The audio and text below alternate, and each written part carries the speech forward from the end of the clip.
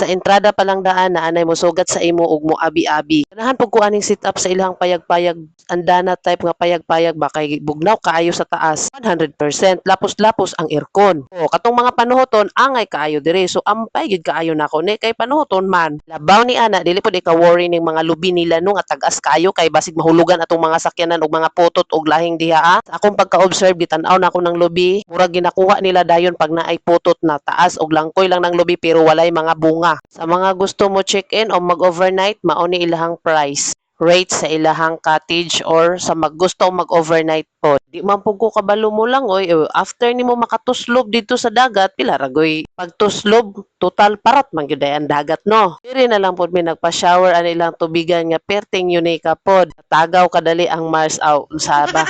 Dili lali mag voice over pero paningkamutan gyud nga mahuman gyud ning almost 3 minutes or more than 3 minutes day na ako nga video. So sa akong bulsa sa akong leggings napuno og balas.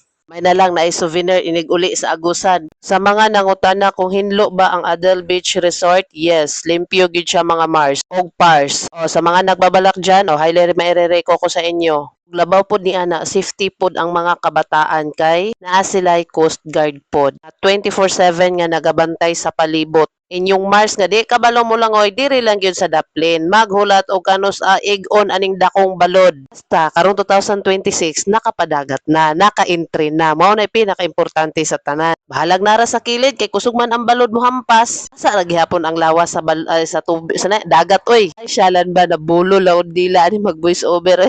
Gusto mo mag-overnight diri labi na maayo ang timpo pagdala mo og duyan, tent, whatsoever, pwede ninyo magamit kay nindot gyud kaayo kung naara sa gawa. Gatoy ba nakita nako natulog ra ibabaw sa bunggo, ara sa duyan. Sinundalo nga style ba? Mura lang kung nagkampin-kampin good. O kung gusto mo manhi diri gusto mo mag-overnight tapos wala mo'y gamit dala, naapod sila parinta nga mga gamit. Sama sa mga feedings, unlan og uban. Pero much better magdala na lang gyud para makasave. Mga nag-expect og data, hinay gyud pero na sila piso wifi nga pwede ra nimo hulugan. Sabi na kay content creator na ta, nato ang signal para maka-upload og video. Diri pod sa ilaha kung magdala kag isa ka set nga video kihan with duha ka speaker nga dagko kayo, pabayaron kanila og 100 pesos pod. Halimot lang jud og video bang ang ilahang kahoy. May kaayo nga bangan 25 pesos. Saon man tanan excited so nakalimot yun pagbitbit og kahoy og uling. Magyud ikatingala basta nasa beach mahal gyud ang mga palitonon ana. Akong ate Gia may mo jud ko sa iya magtanaw mura na siyang parachute. Astronaut di ay nga moadto na sa mo. Yang likod na ay duha ka buok duha empty bottle nga 2 liters dahil siyang atubangan pod na ay duha para sayon mo lutaw-lutaw. Kitaan ni kay purya-buyag man gyud murag dili na makaya ana maunlod gyud. Maong magpadaplin lang gyud maghulat lang aning balod mungmoy mo abot sa atong tungod. Ug labaw ni ana di pod baya pog ko kabalo maglangoy-langoy no. Di gyud magpaalig-alig magadto atong lawo. Sing dagiton ta anang dakong shark syalan ba. Ang shark dito ra to sa taas og sa lawom nga area. Pero kani akong ilon og view wa naman hinuon ganahin ito slope sa dagat ug utro. Anang alas 5 sa buntag sayo kay ni tuslob diri sila pinaka early bird nga nito